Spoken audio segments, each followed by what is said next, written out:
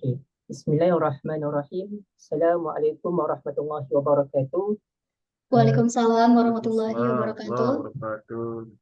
Yang saya hormati rakan-rakan kita daripada OIF UMSU dan sahabat-sahabat saya daripada Winiza dan Malaysia. Sebab itu saya amat terima kasih kepada Tuan Marathon atas jemputan untuk doa yang ke-30. Kalau kita melihat dalam sistem takwim kita, kalau doa 30 ni umpama dah hari ke-30, umpama sebulan cukup. Jika tidak lepas syarat imkan ru'yah dia, maka dah 30 hari sudah doa ini berlangsung. Alhamdulillah, tahniah kepada OIF UMSU. Jadi tanpa melengahkan masa, saya Ahmad Haris daripada Uniza, merupakan research assistant kepada Profesor Mahathir Dr. Roslan bin Umar. InsyaAllah hari ini kita sama-sama kita berdiskusi pembangunan falak di Malaysia way forward. Baiklah, jadi apa agenda kita hari ini? Kita pastikan kalau boleh, apabila kita tamatkan diskusi ini, kita mampu menjawab 6 question ini. Jika kita buat satu research, satu penyelidikan, semestinya satu penyelidikan itu dibuat berdasarkan problem statement. Maka inilah problem statement untuk doa kita kali ini, iaitu pertama, sejak bila pembangunan falak di Malaysia ini? Siapa pembangunan falak di Malaysia? Dan apa? Kenapa? Di mana dan bagaimana? Inilah persoalan problem statement kita untuk doa kali ini. Baiklah, kita teruskan saja dengan bagaimanakah, sejak bila pembangunan falak di Malaysia hakikatnya. Kita sedia maklum bahawa falak ni ada site menyatakan bahawa falak telah pun bermula daripada zaman Nabi Idris lagi sampailah ke hari ini, daripada seperti kata moderator kita tadi, di mana Nabi kita, Nabi Muhammad SAW telah pun membawa kita daripada zaman jahiliah ke zaman sekarang yang terang benerangnya. Jadi bagaimana di Malaysia? Secara khususnya, falak itu direkodkan di Malaysia bermula pada 1998, di mana di Malaysia yang menggunakan Majlis Raja-Raja telah memperkenankan penubuhan MKI, iaitu Majlis Kebangsaan Islam, Hayat Islam di Malaysia. Di mana daripada MKI inilah tertubuhnya pada tahun 1974 BAHIS. Mungkin waktu tahun ini pun saya belum lahir lagi. BAHIS, mungkin Dr. Arwin tahu mengenai BAHIS ini, di mana BAHIS ini short form kepada bahagian Hal Ehwal Islam di bawah Jabatan Perdana Menteri ketika itu.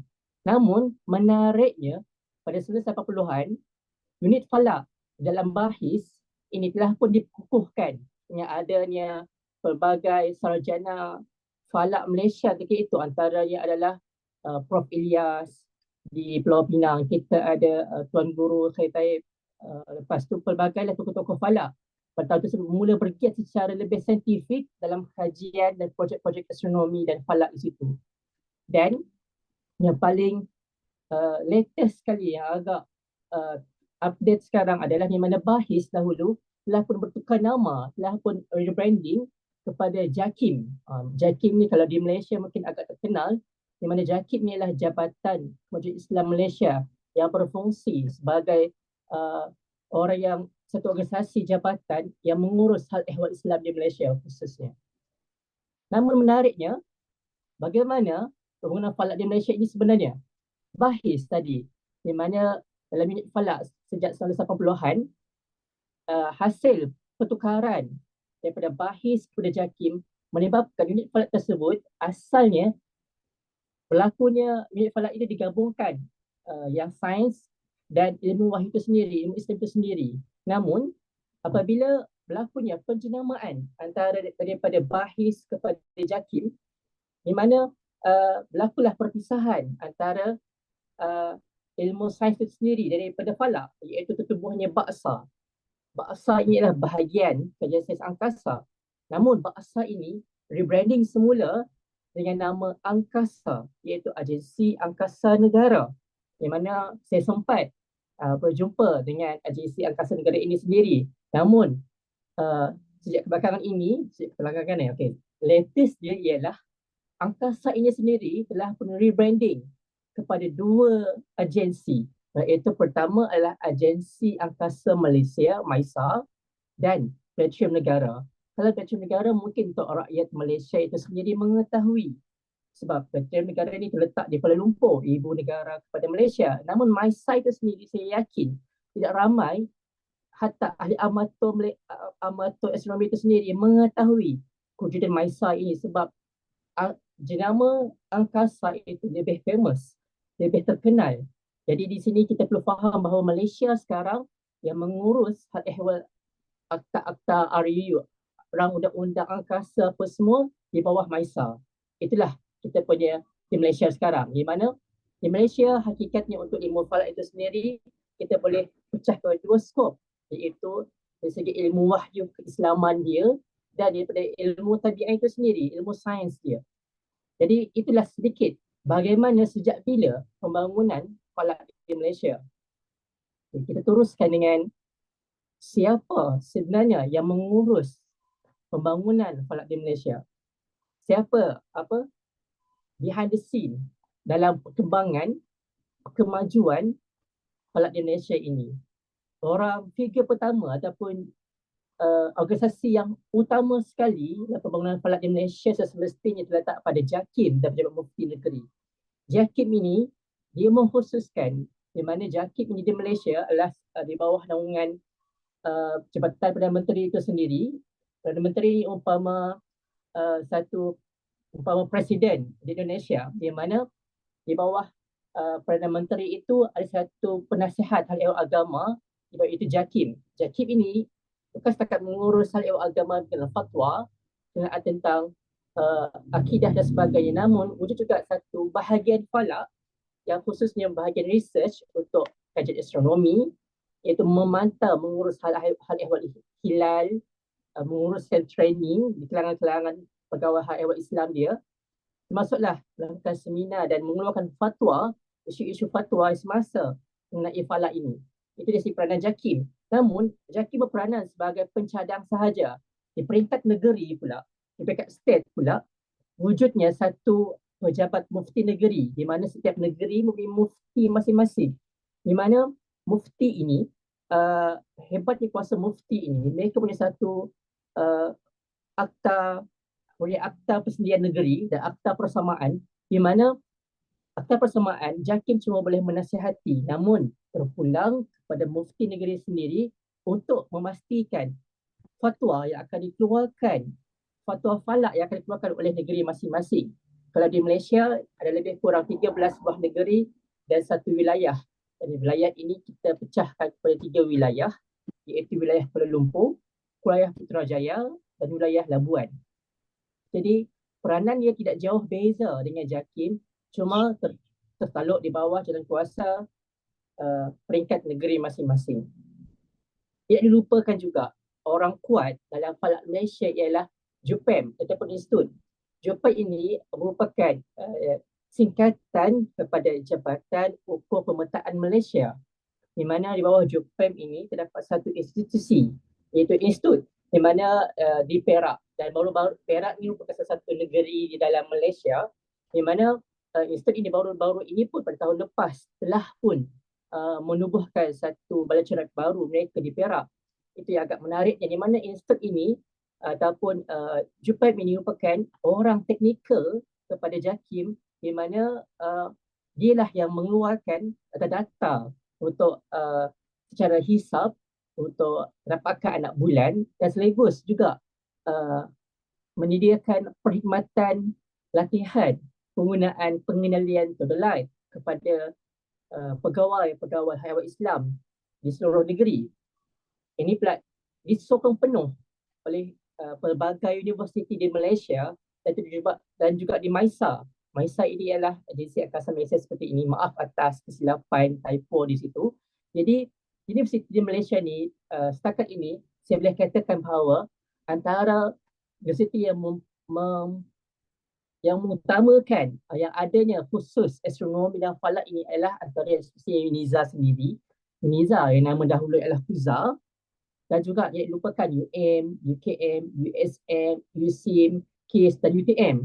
UTM ini merupakan satu, jika pelajar-pelajar UNIZA,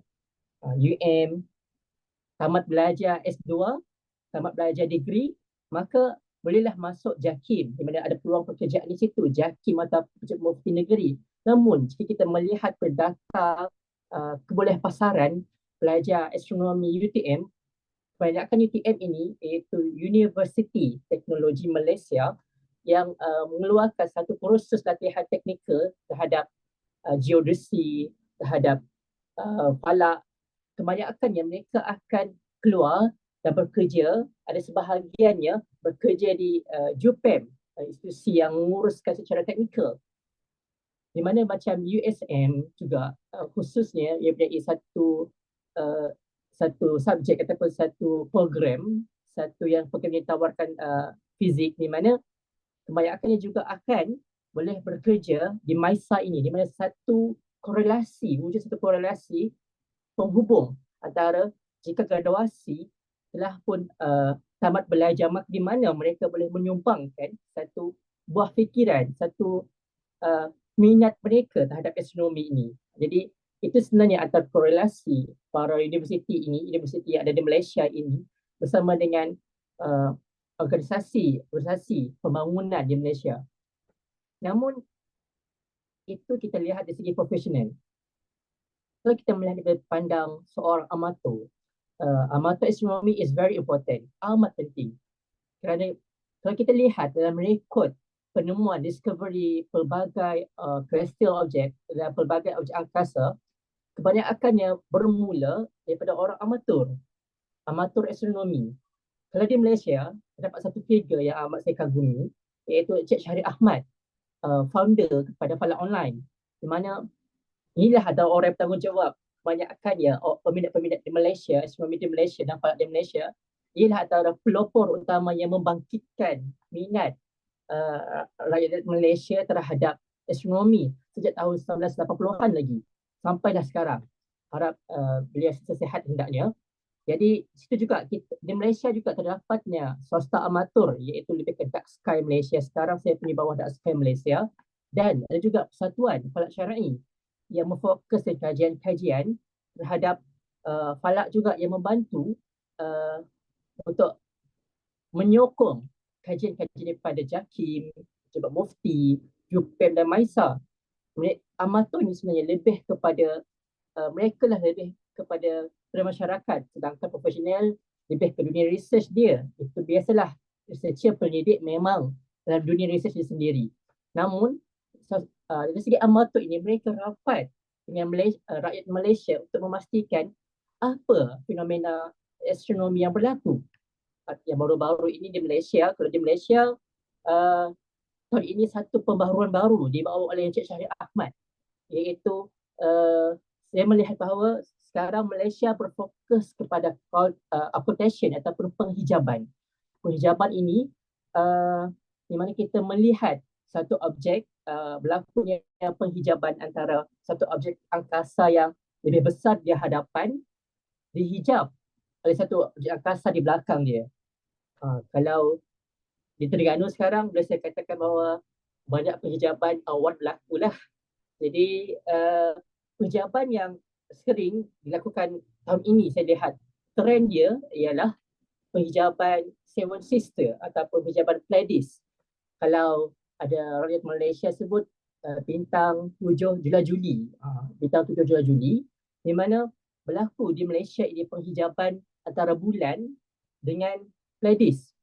Pada 21 Januari lepas pun cuma ada sebahagian tempat sahaja. Namun tahun ini jika dilihat pada kalender, kalau kita boleh akses kepada falak online di laman sesawang kita, kita akan lihat penerbitan jadual kalender Almanak Astronomi 2024 beliau, di mana terdapat 4 fenomena penghijaban ini. Maka di sini dalam pembangunan falak di Malaysia ini dibina secara daripada akar umbi, kebanyakannya daripada amatur dan profesional ini.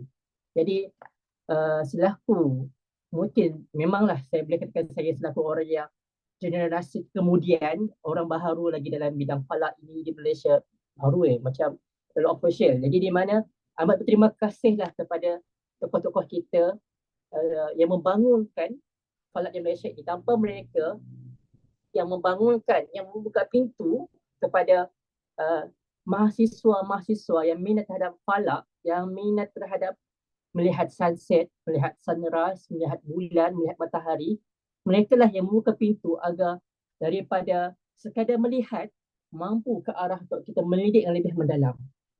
Itu sebenarnya amat terima kasih kepada mereka. Jadi di sini sebenarnya siapakah yang amat penting dalam membangun falak di Malaysia?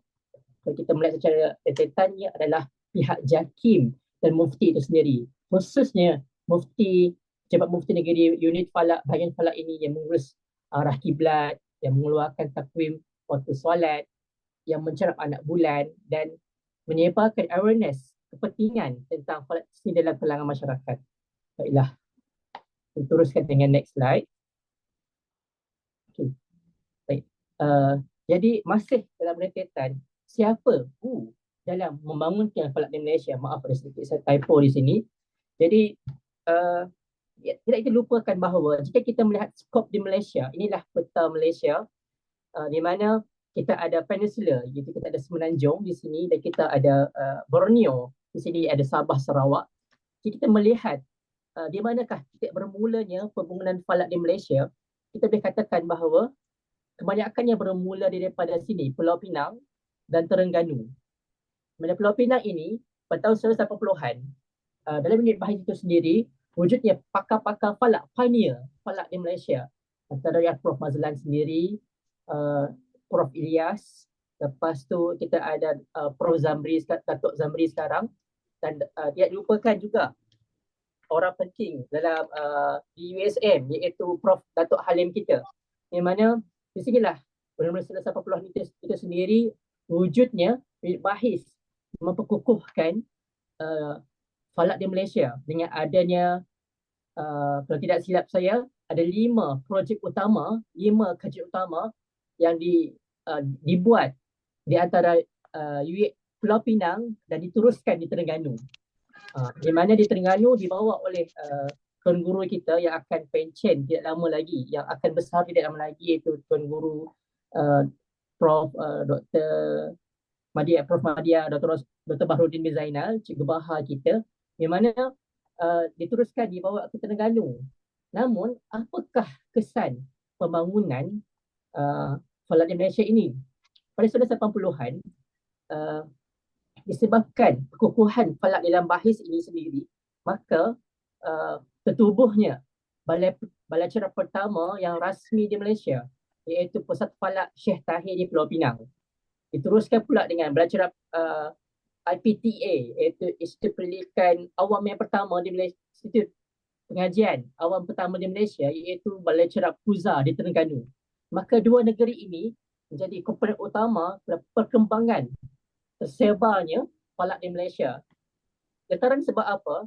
Sebab di bawah bahis yang pertama oleh JAKIM ini, kebanyakannya bersama juga dengan Jabatan Mufti di seluruh Malaysia ini, daripada Perlis sampailah ke Sabah di sini, semuanya akan belajar secara praktikal, secara amali tentang falak ini. Kebanyakannya pada fasa awal falak di Malaysia akan belajar kursus falak secara kursus falak di Terengganu bersama dengan 3 figur utama, khususnya di bawah Niza sekarang. Niza adalah Kuza, yang mana pertama adalah di bawah Cikgu Bahar sendiri, Profesor Madya Dr. Bahrudin bin Zainal, dibantu oleh Profesor Madya Dr. Roslan bin Umar dan dibantu oleh Cik Ahmad Taufan ataupun lebih dikenal Cikgu Mat. Jadi di sini Kuza, belajar Kuza berperanan dalam membangunkan, memberi latihan amali kepada staf-staf, kepada pegawai had ehwal Islam di Malaysia.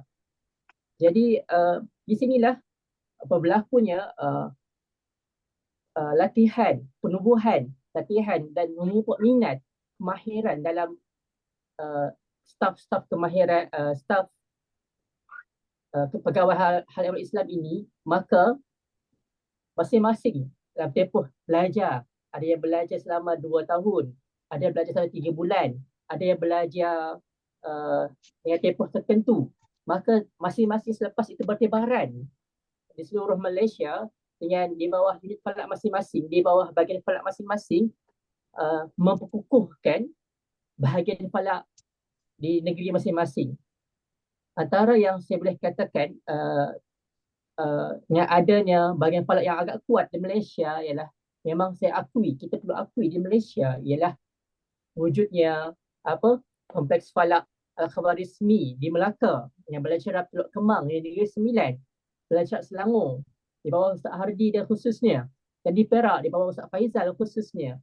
Di Perak sekarang pun baru-baru ini akan adanya Belajar Radio yang akan dibina dalam proses pembinaan di bawah Jabatan Mufti. Dia dilupakan juga di Sarawak, dia merupakan anak bongsu dalam bahagian falak di Malaysia. Anak bongsu ni merupakan macam mana istilah bahasa Indonesia dia ya, anak terakhir yang dilahirkan yang telah dilahirkan, iaitu pada tahun 2000 baru wujudnya dilakukan, dan kurang pada 2013, lebih kurang 10 tahun yang lepas, di mana di Malaysia, di Sarawak pun khususnya sekarang di bawah kajian master saya, iaitu RFI, iaitu kita mengkaji gangguan signal frekuensi radio untuk melihat di manakah kedudukan yang terbaik untuk dibina teleskop radio, dan juga kajian sky brightness, pencemaran cahaya dan seeing di Sarawak khususnya. Jadi di sini bisa saya katakan bahawa pada pasca COVID ini, pasca selepas corona ini, Malaysia mula bangkit semula untuk membangunkan, sama ada bersama komuniti ataupun bersama dalam pendidikan itu sendiri, untuk membangkitkan semula roh falak itu sendiri. Sebab lepas pasca COVID, kita faham waktu corona COVID ini kebanyakan program dia agak terbantut, agak agak agak perlahan, agak slow sedikit. Jadi semakin gah, semakin tariknya ini tarik minat corona dia, di mana sampai kurangnya aktiviti manusia, maka Milky Way itu sendiri, Bima sendiri mampu lihat dengan mata kasar di tempat jauh ke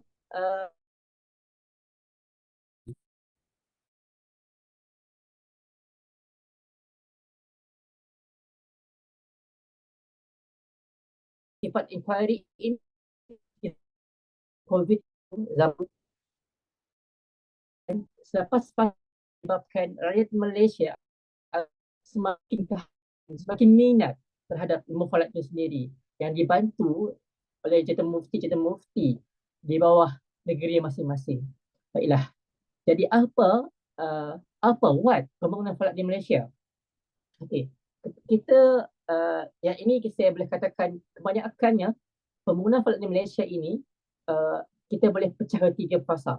Fasa pertama pasca kemerdekaan, sebelum corona, sebelum COVID dan selepas corona, selepas COVID.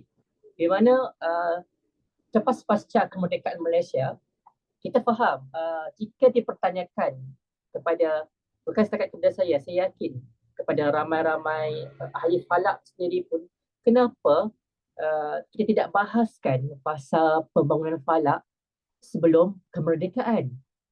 Kerana memang ada ulama-ulama kita terdahulu, ulama-ulama fiqh khususnya, juga mengeluarkan fatwa-fatwa mengenai falak. Namun ulama-ulama kita terdahulu sebelum kemerdekaan lebih ke arah memperjuangkan hak kemerdekaan negara masing-masing. Saya yakin ini juga berlaku di Indonesia. Namun di Indonesia saya yakin walaupun ulama wujud, terdapat ulama-ulama yang membangun terhadap dari segi disebut sebagai patriotik, ulama patriotik, yang mana yang memperjuangkan kemerdekaan negara masing-masing. Namun saya yakin di Indonesia khususnya ada juga ulama yang tetap fokus terhadap mengembangkan falak. Namun di Malaysia ini jadi secara skala kecil sahaja. Namun selepas kemerdekaan Malaysia, kita melihat bahawa seperti dilihat tadi, lepas Malaysia perubahan perjamahan organisasi dimantikkan isu-isu falak antara dia ialah isu tekpan nak bulan, di mana kita melihat di Malaysia melihat rentet kena kaedah melihat Malaysia, melihat kiat di Malaysia Impian Uruyat. Seterusnya ialah daripada isu hilal ni juga, untuk penentuan awal bulan, sudah semestinya kita akan menyentuh mengenai Ramadan dan Syawal itu sendiri. Ini pun sekarang dah 15 Rejab. Kita pun akan masuk Syaban tak lama lagi. Dan akan masuk Ramadan tidak lama lagi. Maka akan berlakunya isu kenaan puasa. Khususnya bagi orang yang bekerja di laut, yang akan perbatasan sempadan antara zon sempadan pembukaan puasa di Malaysia itu sendiri. Maka di sini JAKIM mengurus di bawah jawatan mufti negeri masing-masing juga mengurus zon waktu solat dan zon sempadan wilayah untuk zon sempadan untuk waktu solat dan maghrib. Kerana maghrib ini juga kita melihat kepada pembukaan untuk kita berbuka puasa. Di sini juga berlakunya sebelumnya corona mungkin tidak menjadi masalah. Namun sekarang apabila rakyat Malaysia waktu pada zaman corona itu sendiri mempunyai satu peningkatan ilmu sedikit mengenai tentang ilmu falak, maka ramai yang bertanya adakah betul isu yang kita berbuka puasa sekarang terdapat isu seperti ini, tapi kita hendaklah melihat isu ini dari pandangan yang positif, di mana apabila rakyat Malaysia beri satu sifat inquiry yang tinggi, ingin tahu, maka di sini kita daripada bahagian pendidikan, daripada bahagian mungkin daripada JAKIM dan mufti itu sendiri mengambil satu isu ini secara positif dengan satu awareness, satu pendedahan yang baik terhadap bagaimana sebenarnya kita mengurus persempadan ini dan mengurus tentang isu penambahan berapa minit sebelum subuh khususnya. Dan itulah di mana kita mengambil isu ini. Lagi-lagi di Malaysia khususnya, mungkin saya kurang pasti adakah isu ini berlaku di Indonesia, kerana pada akhir Disember 2023 dan pada awal Januari 2024 di Malaysia itu sendiri berlakunya satu isu yang agak viral, iaitu dunia akan bergelap selama 3 hari. Daripada 3 hari isu tersebut bertukar pula isu dunia akan bergelap 17 hari disebabkan ribut Suria dan sebagainya. Namun sekarang kita sudah pun 27 Januari. Maka bilakah akan bergelap dunia? Jadi, namun saya melihat Malaysia khususnya mengambil inisiatif isu viral ini dengan membuat pendedahan yang agak baik, khususnya dari pakar-pakar profesional kita terhadap rakyat Malaysia itu sendiri, bagaimana untuk menangkis, untuk kita menghalang satu fakta, satu auta yang kurang baik. Masuklah juga pada awal-awal penerimaan perubahan waktu subuh di Malaysia, iaitu penambahan 8 minit di Malaysia khususnya, di mana mungkin di segi orang awam mereka menerima sahaja itu di segi pandangan orang awam. Namun di segi ahli falak, itu satu perkara yang agak satu agak yang menarik untuk dikaji, di mana berlakunya satu perubahan. Kenapa berlaku perubahan dalam fatwa-fatwa di Malaysia ini? Kita boleh katakan bahawa falak ini adalah gabungan daripada integrasi ilmu wahyu Islam itu sendiri dengan ilmu tabi'in sains itu sendiri. Maka ilmu sains ini kita bisa berubah.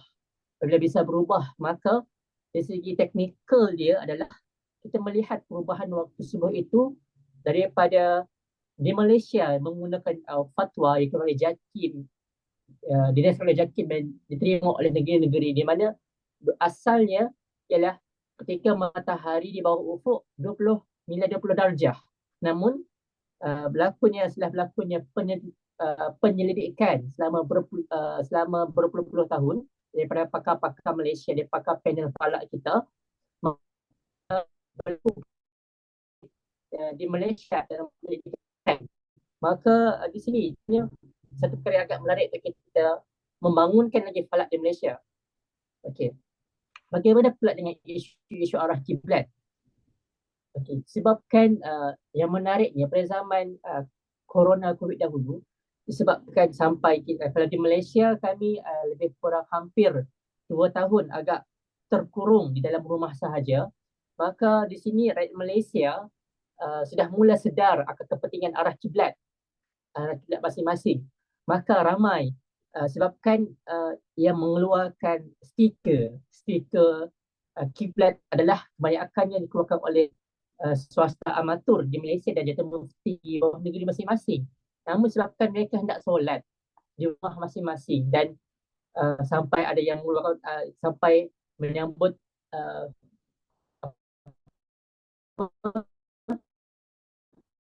raya, khutbah raya di rumah bukan arah kiblat yang betul. Maka di sini berbagai isu timbul di Malaysia ketika itu, di mana apakah apps, apakah aplikasi yang sesuai, software yang sesuai untuk kita melihat arah kiblat di rumah. Di sini pun seharusnya falak di Malaysia walaupun ada wujud comparison antara apps di Malaysia, namun masih kurang saya melihat. Ini pun nasihat dari saya sendiri juga, iaitu comparison, perbandingan apps antara apps tadi di Malaysia, iaitu jika di Malaysia azimut arah kiblat ialah 291 ke 293. Jadi itu perbandingan antara apps itu sendiri. Namun saya masih kurang melihat satu pendidikan, mungkin ini kepada kami di UNIZA sendiri juga hendaklah dibuat, iaitu uh, pendidikan perbandingan antara software itu dibandingkan pula dengan carapan. Maka di situ bukan setakat perbandingan antara software, malah dibandingkan, diverifikasikan, dibetulkan oleh carapan itu sendiri. Ini juga hendaklah dibuat dalam kita mengeluarkan data hisap, iaitu kita faham bahawa uh, untuk uh, kita memerlukan satu data, sama ada untuk kita melihat dalam data hisap atau data wujudul hilal apa semua, kita memerlukan satu kiraan calculator, yang mana setiap software mempunyai pengiraan yang mungkin agak berbeza, yang agak berbeza antara masing-masing. Maka mungkin kita melihat perbandingan antara software itu. Namun jangan lupa juga untuk kita buat satu verifikasi perbandingan antara software itu dengan cerapan kita. Saya bagi contoh rentetan situasi dia ialah di mana jika uh, kita keluarkan data hisap antara accurate time ataupun software accurate time audit, software daripada Stellarium, software daripada Uniza sendiri, daripada AT, Encik Ahmad Taufan. Kita keluarkan data hisap dia. Kita lihatkan perbandingan nilai berapa darjah minit saat dia. Tapi, namun perbandingan itu jangan kita lupa, kita compare dengan kita skop. Lihat sendiri.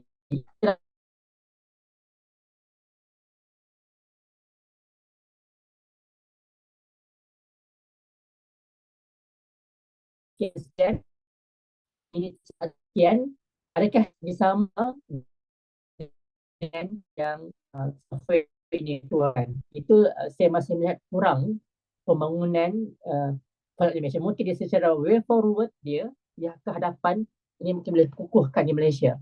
Okey, panjang sikit kita bahas pasal ini. Mohon maaf. Okey, izinkan saya sedikit bercerita sedikit tentang bagaimana pembangunan falak di Terengganu, khususnya di UNIZA. Di UNIZA dari zaman NIZA ialah University Sultan Zainal Abidin, di mana merupakan berdasarkan nama Kesultan di Terengganu sebelumnya, di mana UNIZA mungkin kalau kita bertanya kepada atuk nenek kita, tahukah apa itu UNIZA? Mungkin mereka tak kenal apa itu UNIZA. Namun, mereka kenal apa itu KUZA. Di mana sebelum berlakunya status pertukaran universiti, UNIZA hakikatnya adalah nama yang KUZA, Kolej Ugama Sultan Zainal Abidin. Maka KUZA ini, di sinilah seperti saya terangkan tadi, pegawai hak Islam semuanya berlatih amali untuk ilmu falak mereka dari pelbagai negeri di sini, iaitu khususnya di Belajar Puza. Belajar Puza ini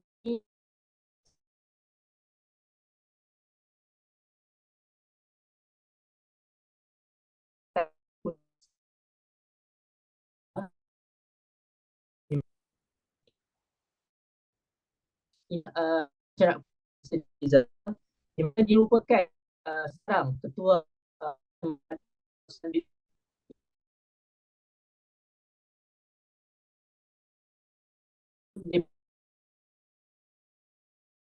pada Jun 2023. Ini adalah teleskop RC16 inci digunakan di Belacan Puza. Yang menariknya, Belacan Puza ini merupakan belacan tertua dalam kategori universiti. Di mana belacan inilah yang amat mungkin satu memori khas daripada staf uh, falak di seluruh Malaysia. Di sinilah mereka tidur selama 3 bulan ataupun 2 tahun latihan secara industri di Belacan Puza. Inilah teleskop lama dan sekarang telah pun tukar kepada teleskop baru iaitu RC14 dan GSO Celestron 14 dan telah pun siap dipasang pada akhir tahun 2023. Ini telah pun tanda kunjungan hormat daripada JAKIM itu sendiri. Okey. Teruskan. Okey. Inilah serba sedikit sejarah memori pembangunan falak di Malaysia, di mana jika di Malaysia kita ada Pulau Pinang dan Terengganu. Di Terengganu khususnya, di sinilah bayangkan staf-staf pegawai-pegawai Islam yang datang ke Terengganu sebelum tertubuhnya Belacan itu sendiri di sini, tapak dia di sini. Mereka terpaksa jalan kaki daripada bawah, daripada pantai Merang, daripada bawah di Terengganu, jalan kaki naik ke atas. Di sini, inilah memori mereka tak sejak daripada 90-an lagi. Dan inilah sebab sedikit setelah adanya kelulusan antara state negeri dengan Kuza zaman tersebut, maka tertubuhlah Belacan Kuza ini. Ini rupa bentuk Belacan Kuza daripada tahun ke tahun. Daripada nama Jawi di sini kepada nama yang agak bentuk Rumi lah. Di mana kalau lihat di sini daripada tiada apa-apa pokok di sekitar dia, sampailah sekarang sampai 2024 telah pun menghijau di sekitar dia. Dan dalam projek yang mendatang pun di Belacan Puza di bawah Geran Mohe, Geran Universiti dan Geran Pendidikan, setakat ini masih lagi dalam untuk ditambahkan belacan radio di sekitar Belacan Puza.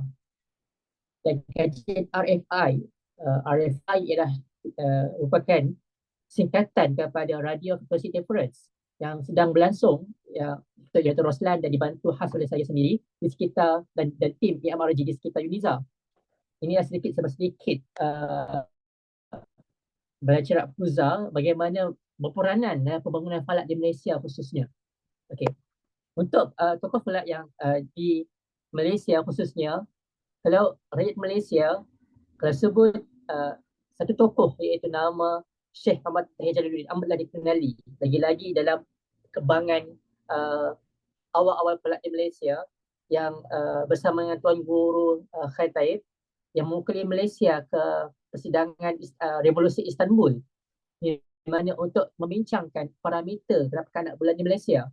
Inilah antara figure-figure dia. Dan di Terengganu itu sendiri terdapat dua idola, dua tokoh falak yang di Terengganu itu sendiri, iaitu Tuan Haji Wan Abdul Rahman bin Long dan Tuan Haji Abdul Ghani bin Saleh. Di sini dua tokoh ulama ini pun antara tokoh ulama falak yang berjasa besar di Terengganu khususnya. Baiklah. Kita teruskan ke next slide. Maaf. Di manakah keistimewaan belacan falak di Malaysia khususnya? Kalau kita lihat dari rentetan tadi bahawa ilmu falak di tanah Melayu mula bertapak sebelum di bawah penilaian Majlis Raja ialah sejak tahun abad ke-14. Ini pula dibantu oleh pengajian awal falak yang dimonopolikan ataupun kita akan dipelopori oleh pondok-pondok persendirian, antara pondok seperti daripada Syekh Tahir Jalaluddin Di mana sistem talaki ini ataupun penggunaan kitab kuning ini, mereka untuk mempelajari fik-fik dalam falak khususnya. Jadi maka sejak dalam unit falak bahis pada tahun 1910-an ini, maka falak mula dia ambil perhatian. Termasuklah daripada Unizai itu sendiri. Maka sejak daripada itulah pembangunan bahis itu, Huza daripada Unizai itu khusus daripada Terengganu itu sendiri, mula untuk memastikan satu awareness yang berskala besar untuk mengadakan kursus falak sejak tahun 1984 lagi. Maka di sinilah belajar falak merupakan belajar ini satu figure yang amat penting dalam penggunaan falak di Malaysia, kerana kalau kita melihat bentuk istilah, ada ke falak di Malaysia?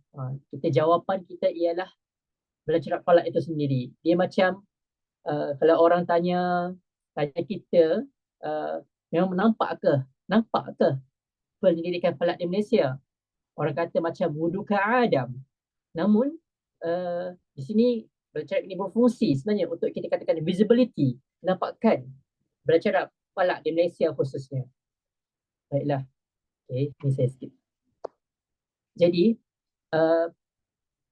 kita dapat beri satu fasa kesimpulan terhadap perkembangan falak di Malaysia, di mana kita melihat bahawa bagaimana Malaysia mengorak langkah dalam membangunkan perkembangan falak di Malaysia melalui 4 fasa ini, iaitu fasa pertama, fasa falak agama, iaitu pengeluaran mempelajari kitab-kitab kuning serta laki dalam falak itu sendiri daripada sistem pondok ke sistem pendidikan yang rasmi sekarang.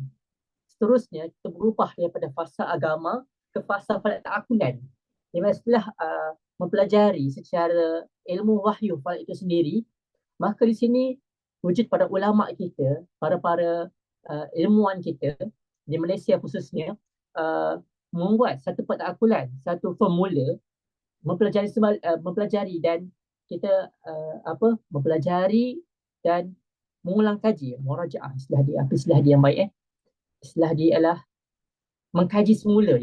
Mengkaji semula, bukan kita menidakkan fatwa-fatwa yang ada, namun kita melihat dari segi sains dia, kita melihat Maghrib itu dia Syafa' Ahmar, namun bagaimana dari segi sains dia, maka kita mengkaji semula Syafa' Ahmar ini dalam falak ta'akulan. Daripada falak ta'akulan yang terbitnya formula-formula, parameter-parameter untuk falak itu sendiri, di mana wujudnya akhirnya falak optik. Falak optik ini di Malaysia semakin maju, alhamdulillah, dengan adanya fasa keselamatan fasa 1 di Maisa itu sendiri, dengan adanya pembuatan kanta sendiri, dan mungkin kita di Malaysia khususnya dan di Indonesia mungkin lebih maju daripada Malaysia. Namun saya agak tertarik dengan satu bagaimana falak optik yang wujud di Thailand, di mana Thailand khususnya di bawah Nari, dengan sokongan daripada pihak-pihak diraja di sana, princess dia khususnya, mereka mampu membuat teleskop sendiri tanpa perlunya membeli teleskop optik daripada negara luar. Jadi mungkin di sini satu pembangunan falak yang harus kita fokuskan, iaitu ahli falak itu sendiri mampu mengeluarkan produk inovasi optik teleskop itu sendiri. Dan di mana fasa akhirnya ialah di segi theoretical. Kita melihat di falak astrofizik di sini, di mana bahawa kita melihat bagaimana kita menghuraikan yang lebih detail, yang lebih mendalam lagi falak ini dari segi astrofizik. Maka terbitlah pelajaran optik. Seperti gambar ini adalah pelajaran Teluk Kemang. Ini adalah pelajaran radio di antara kerjasama UPSI dan UM. Dan inilah Pico satelit. Malaysia ada MySat, ada apa semua. Razaksat. Antara yang latest satelit Malaysia 2023 ialah Pico satelit ini. Dia memang agak kecil, kita sebut sebagai Pico satelit. Dan inilah perkembangan dia. Dari segi sejarah penggunaan peralatan falak di Malaysia, sinonim di Malaysia, kita menggunakan teleskop. Teleskop ni kebanyakan di sini, kalau di Malaysia ada dua define antara tokoh-tokoh di Malaysia. Teleskop ini pertama untuk melihat objek jauh, ini yang penting. Yang kedua, teleskop juga mengumpulkan cahaya dengan bersesuaian dengan fungsi optik itu sendiri.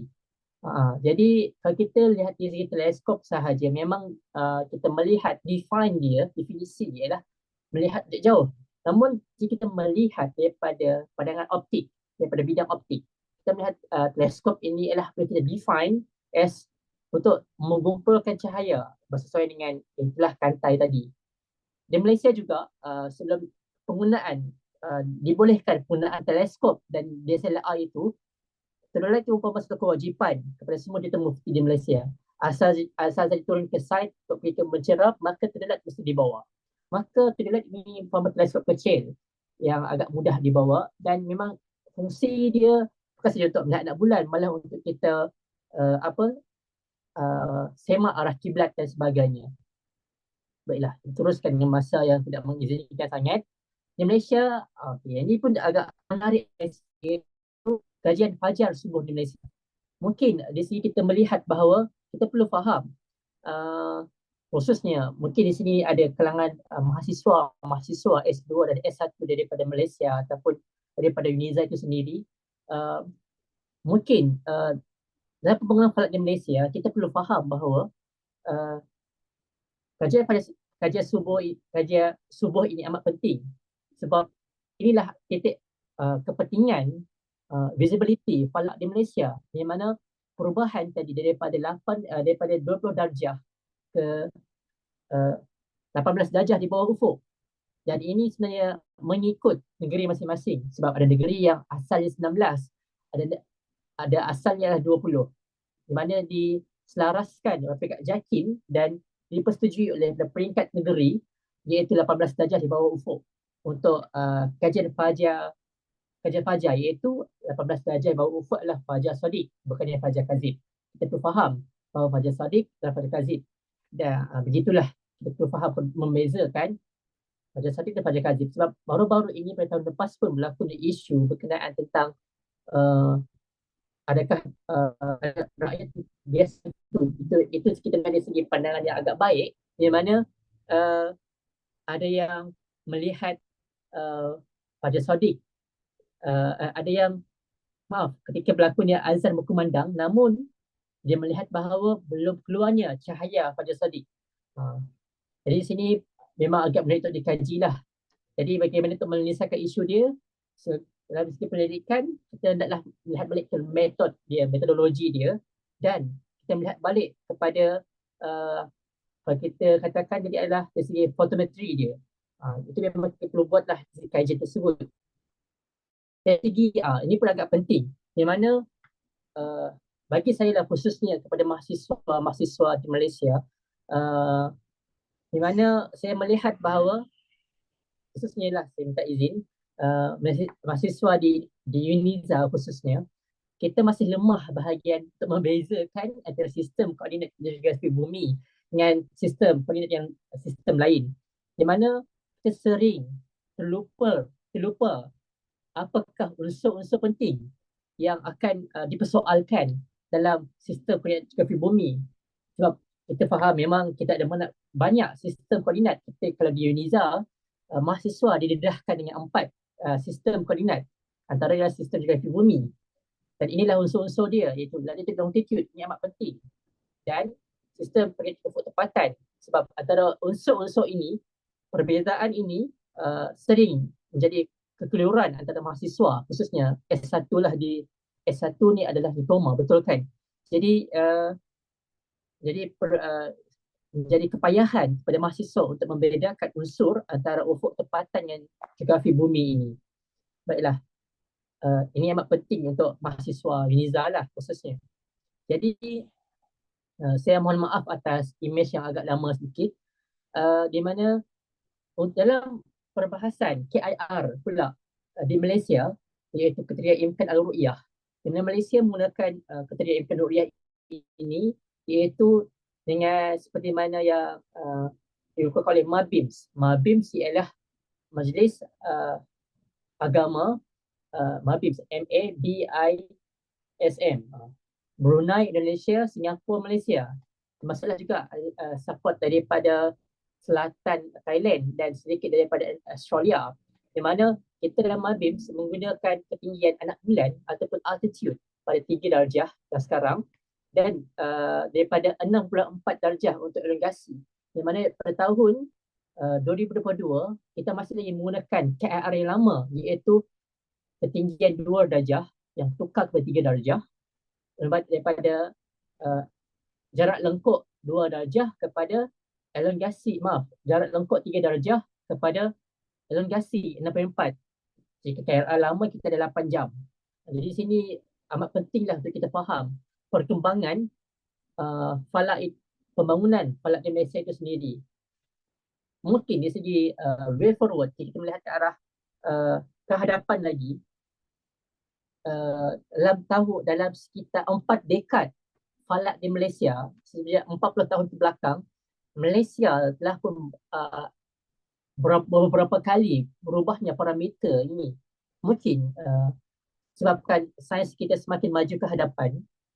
Wallahu a'lam, kita mungkin, tapi kriteria ini masih baru lagi di Malaysia. Mungkin kita dah tua sikit nanti akan ada lagi perubahan. Wallahu a'lam. Itu kita serahkan kepada pihak yang berkuasa. Baiklah. Jadi apa sebenarnya, dah nak masuk penutup dah ni sebenarnya. Jadi apakah sebenarnya pembangunan falak di Malaysia ini? Ia sebenarnya adalah korelasi, integrasi falak itu antara Islam, ilmu Islam itu sendiri, gabungan bersama dengan sains.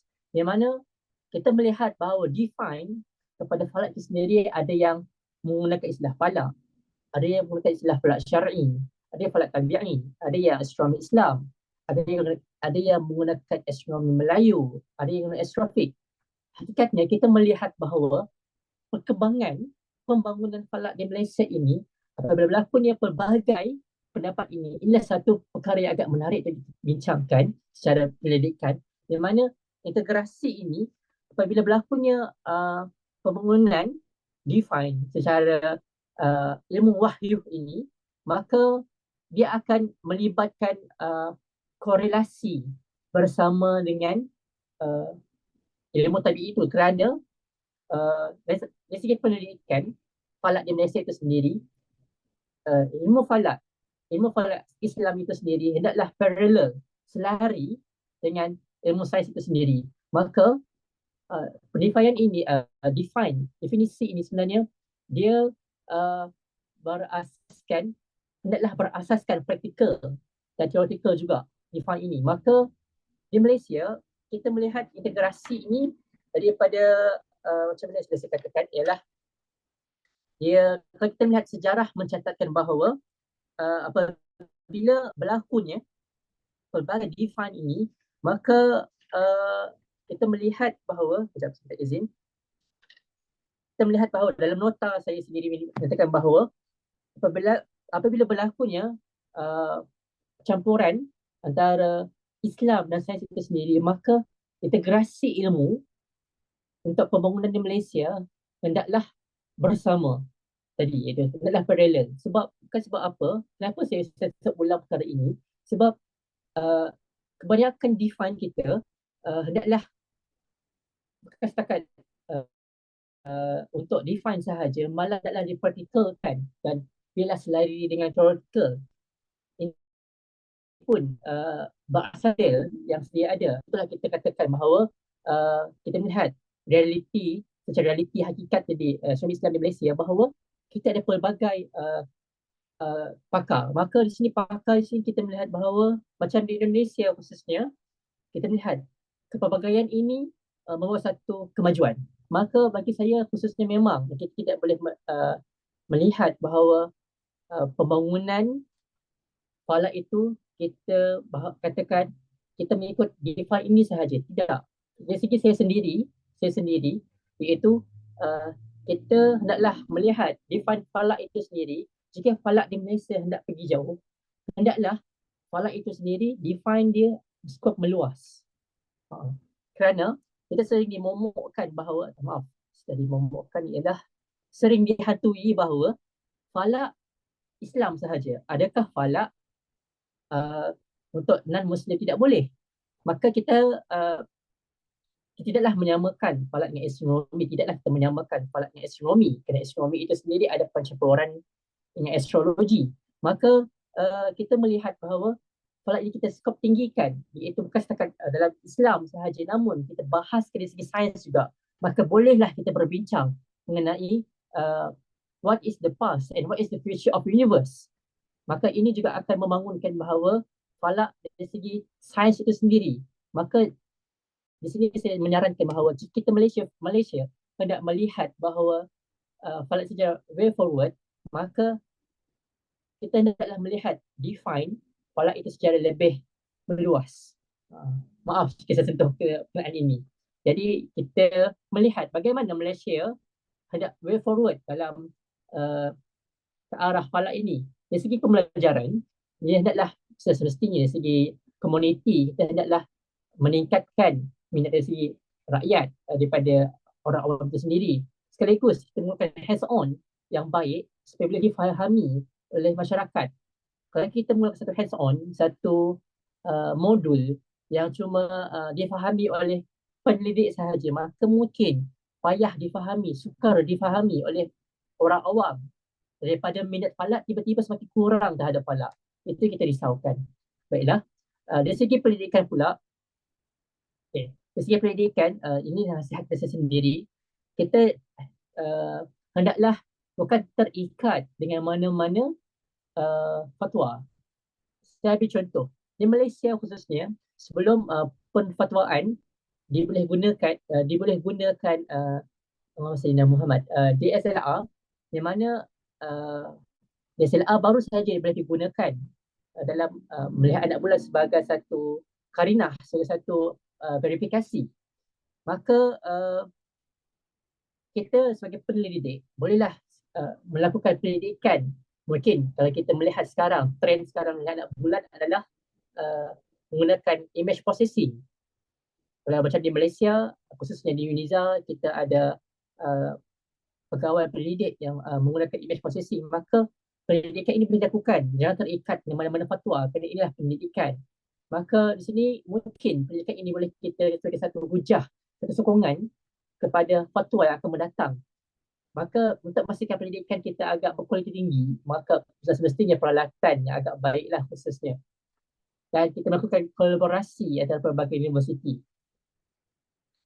Ini juga kita hendaklah melihat dari segi falak, mungkin kita falak kita ada pelbagai produk. Produk maksud saya di sini adalah kita punya pengeluaran, hasil, output dari falak itu sendiri ialah kita ada takvim kalender, kita ada tongkat istiwa dan sebagainya. Namun itu kita lihat dari segi kebanyakan peralatan inovasi yang sedia ada ialah kalau di Malaysia bersedia pra-moden ataupun sebagai sebelum kemerdekaan. Namun kita masih kurang lagi inovasi pasca kemerdekaan. Apakah inovasi peralatan yang sesuai untuk kita memberi pendedahan falak kepada masyarakat? Ini amat pentinglah, sama ada segi digital atau dari segi fizikal. Ini amat penting khususnya. Sebab itu di UNIZA, daripada pengarah kami sendiri amat menyarankan pengeluaran produk inovasi sebenarnya.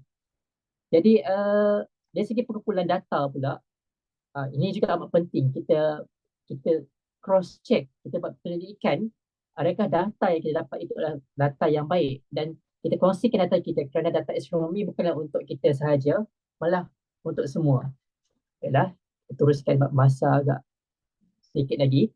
Dari segi latihan ini pun sebenarnya adalah saya sendiri juga dalam masa latihan, di mana kita hendaklah mengukuhkan lagi kepada praktikal kita, dan kita dari segi latihan juga kalau dari segi Malaysia sekarang ni masih berfokus kepada simulasi kenampakan anak bulan. Dan UNIZA baru-baru ni juga dengan grant yang ada cuba untuk buat simulasi astrometri menggunakan pelbagai software. Maka di sini pun dari segi latihan bukan setakat dari praktikal sahaja, malah latihan dari segi teoretikal juga diperlukan, diterjemah kepada dalam bentuk software supaya boleh sampai kepada komuniti, boleh sampai kepada masyarakat. Baiklah, yang ini juga agak penting juga, itu astroturism. Tourism saya melihat lepas pasca COVID, pasca Corona is very high, agak tinggi. Yang mana tourism ini saya yakin kalau dibandingkan Balai Cerap Fuzal dengan Balai Cerap PRF UMSU, saya akan tertarik dengan bagaimana inovasi, bagaimana OF UMSU menawarkan pelbagai kemudahan kepada pelawat-pelawat dia dari segi tourism ini, di mana tourism gabungan astronomi dan pelancongan, astronomi dan tourism ini amat penting, bukan setakat untuk Balai Cerap, bukan setakat Balai Cerap, malah untuk kita melihat Milky Way, malah dari segi muzium falak, dari segi planetarium itu sendiri. Dan kita jangan hadkan tourism ni dari segi Balai Cerap sahaja, malah kita luas lagi bidang dia, supaya nanti dari segi kita katakan policy maker, dari segi pengubal polisi, mungkin kita boleh di Malaysia setakat ni belum ada lagi tahap untuk pewartaan, untuk digazetkan satu kawasan tanpa cahaya, tanpa pencemaran cahaya. Saya kurang pasti di Indonesia, adakah mungkin nanti boleh diberi sedikit respon, adakah ada macam satu tempat untuk kita pewartaan, disitakan, diverifikasikan tempat itu sebagai tempat khas untuk astronomi sahaja, tanpa sebarang pencemaran cahaya. Mungkin Tuan Marathon boleh maklum kemudian lah. Jadi dari segi kesimpulan dia, bagaimanakah falak Malaysia kita hendak carry forward ke hadapan? Banyak lagi sebenarnya kaedah kita Malaysia untuk ke arah carry forward. Ini adalah pandangan dari segi seorang pembantu pendidik sahaja, iaitu mungkin kita fokuskan dahulu ketiga benda, iaitu pertama adalah kerjasama antara profesional dan amatur, daripada up to down, down to up. Itu adalah agak penting sebenarnya. Dan juga adalah kerjasama antara agensi kerajaan dan swasta. Ini agak penting sebenarnya, di mana contohlah bersama JAKIM, bersama Dark Sky Malaysia, ataupun bersama dengan Juta Mufti, bersama dengan Persatuan Falak Syar'i di Malaysia.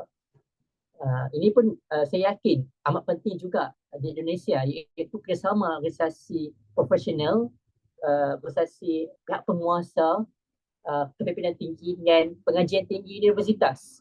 Yang mana mungkin kalau dari segi pendidikan memang kita memerlukan sumber kewangan daripada organisasi untuk kita buat pendidikan. Ini sebenarnya amat penting. Bagaimana kita nak carry forward. Jadi sebagai juga sebagai amatur, sedikit saya tambah di sini bahawa kita melihat bahawa almost every day, macam sahabat saya dan saya juga khususnya, kalau cuaca cantik saja kita akan ambil gambar sunset, akan ambil gambar sunrise. Ada je rasi-rasi bintang, ada saja constellation, ada saja burus-burus bintang, kita akan ambil gambar. Ada saja fasa-fasa bulan, kita ambil gambar. Ada teleskop, matahari, kita ambil gambar sunspot. Namun dari segi pendidikan, saya menyarankan sebagai way forward, kita hendaklah lakukan penyelidikan gambar tersebut. Bukan sekadar ambil gambar sahaja. Contoh, kita ambil gambar sunset and sunrise, mungkin kalau kita agak dapat istiqamah, kita istiqamah mengambil gambar secara harian ataupun bulanan, kita boleh buat analema. Di sini di Malaysia khususnya sudah mula berputik, namun masih kurang lagi. Ini saya sendiri juga, kita gambar-gambar bulan, kita namakan kawah. Kawah tersebut, apakah potensi kawah bulan tersebut dalam astronomi? Adakah kawah tersebut sesuai untuk pendaratan roket? Adakah kawah tersebut mineral tertentu? Kalau dari segi sunspot pula, kita melihat classes of the sunspot. Adakah classes dari segi bentuk dia, dari segi power dia, apakah potensi sunspot ini? Bukan setakat kepada melihat sahaja, namun apakah science behind it, apakah sains di sebaliknya. Jadi saya rasa setakat itu sahaja daripada saya. Jadi inilah sedikit daripada UNIZA. UNIZA kami ada EMRG, iaitu Electromagnetic Research Group, yang diketuai oleh supervisor saya, Prof. Dr. Roslan. Kami juga UNIZA, punya Club Astronomi UNIZA dan Balai Cerap Fuzal. With that, I rest my case. Terima kasih OF UMSU. Itu sahaja. dan maaf atas segala kekurangan dan kesilapan. Terima kasih.